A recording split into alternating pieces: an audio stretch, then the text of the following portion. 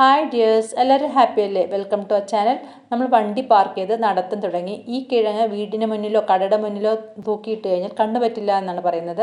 റോഡിനൊരു വശത്തുള്ള കടകളിൽ നിറയെ അരിച്ചാക്കുകൾ കണ്ടു. മറുവശത്ത് സൂര്യകാന്തി നല്ലപോലെ വിളഞ്ഞു നിൽക്കുന്നുണ്ട്. വളരെ മനോഹരമായിട്ടുണ്ട് അത് കാഴ്ച കാണാനായിട്ട്. വൈകുന്നേരം ആയതുകൊണ്ട് തന്നെ പൂക്കളെല്ലാം അങ്ങോട്ട് തിരിഞ്ഞാണ് നിൽക്കുന്നത്. ഇവിടെ കുറെ ബോർഡെല്ലാം കാണാം. തമിഴ് വായിക്കാൻ അറിയാത്തത് കൊണ്ട് ഒരു പിടിയും കിട്ടുന്നില്ല. ഇവിടെ ഒരു വശത്ത് കരിമ്പ് ജ്യൂസ് ഉണ്ടാക്കുന്നുണ്ട്, പലതരം കടകളുണ്ട്, അതിലെല്ലാം പൂജ സാധനങ്ങളാണ് വിൽക്കുന്നത്. ഇതൊരു കൈനോട്ടക്കാരൻ. ഇവിടെ ഇങ്ങനെ ഒരു മരമുണ്ട്. ഇവിടെ കല്ലുകൾ ഇങ്ങനെ അടുക്കി വെക്കുന്നുണ്ട്. ഐതിഹ്യമൊന്നും എനിക്കറിയില്ല. ഒരു ഒമിനി വാനാണെന്ന് തോന്നുന്നു. ഇങ്ങനെ അടച്ചു വെച്ചിട്ടുണ്ട്.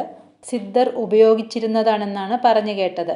കണക്കമ്പട്ടി മൂട്ടൈ സ്വാമികളുടെ വീടാണ് ഇത്. തമിഴ്നാട്ടിലെ ദിണ്ടിഗൽ ജില്ലയിലെ കണക്കമ്പട്ടി ഗ്രാമത്തിലാണ് ഇത് സ്ഥിതി ചെയ്യുന്നത്. ഇവിടെയുള്ള ഈ മരത്തിന് ചുവട്ടിലാണ് അദ്ദേഹം ഇരുന്നിരുന്നതത്രേ. കണക്കമ്പട്ടി സിദ്ധർ ടെമ്പിൾ എന്നും കണക്കമ്പട്ടി പളനിസ്വാമി ടെമ്പിൾ എന്നും ഇവിടം അറിയപ്പെടുന്നുണ്ട്.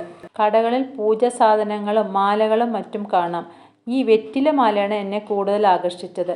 വെറ്റിലയ്ക്കുള്ളിൽ ചുവന്ന പൂ വെച്ച് വളരെ മനോഹരമായി മാല ഉണ്ടാക്കിയിട്ടുണ്ട് അവർ. അമാവാസി, പൗർണമി അങ്ങനെ ചില ദിനങ്ങളിൽ വിശേഷാൽ പൂജയുണ്ട് ഇവിടെ. നല്ല തിരക്കാണത്രേ. അപ്പോൾ ഈ ഗേറ്റ് കടന്നാൽ വിശാലമായ ഒരു സ്ഥലമാണ്. ഈ ട്രസ്റ്റിന് ഒരുപാട് സ്ഥലങ്ങളുണ്ടത്രേ. എല്ലാം തമിഴിൽ എഴുതി വെച്ചിരിക്കുന്നത് കൊണ്ട് നമുക്കൊന്നും മനസ്സിലാവുന്നില്ല. കണക്കമ്പട്ടി മൂട്ടൈ സ്വാമികളുടെ ജീവസമാധിയാണ് ഇത്. ആഗ്രഹ സാഫല്യത്തിന് ജനങ്ങൾ ഇങ്ങോട്ട് വരുമത്രേ. തിരക്ക് അനുഭവപ്പെടുമ്പോൾ ക്യൂ നിൽക്കാനുള്ള സ്ഥലമാണ് നിങ്ങൾ ഈ കാണുന്നത്.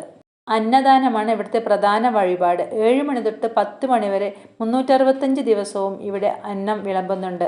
അത് കഴിഞ്ഞു വന്നാലും ഭക്ഷണം കിട്ടുമെന്നാണ് പറയുന്നത്. ആരും വിശന്നു കിടക്കരുത്. ഈ വീഡിയോ ഇഷ്ടമായെങ്കിൽ ലൈക്ക് ചെയ്യാനും ഷെയർ ചെയ്യാനും കമൻറ്റ് ചെയ്യാനും മറക്കരുത്. താങ്ക്